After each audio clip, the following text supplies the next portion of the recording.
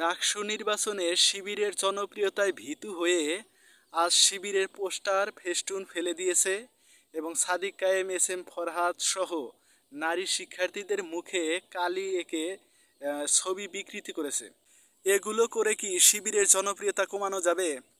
যদি সঠিক নির্বাচন হয়, যদি নির্বাচন হতে পারে, তাহলে শিবির জিতবে, শিবিরের প্যানেল বিজয়ী হবে, সাদিক কায়েম ভিপি হবে, এস এম ফরহাদ জিএস হবে।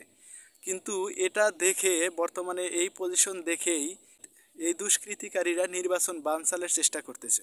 আর এগুলো কারা করতেছে এগুলো কিন্তু আমরা জানি। কাদের ষড়যন্ত্র, কারা প্রথমে ডাকসু চায়নি, কারা প্রথমে ডাকসু নির্বাচন চায়নি, কারা জাকসু নির্বাচন চায়নি, এগুলো কিন্তু আমরা জানি। কারা এই কাজগুলো করতেছে, নির্বাচন বানচালের চেষ্টা করতেছে, এগুলো কিন্তু আমরা জানি। পেশি শক্তি দিয়ে, বাধা দিয়ে শিবিরকে দমানো যাবে না।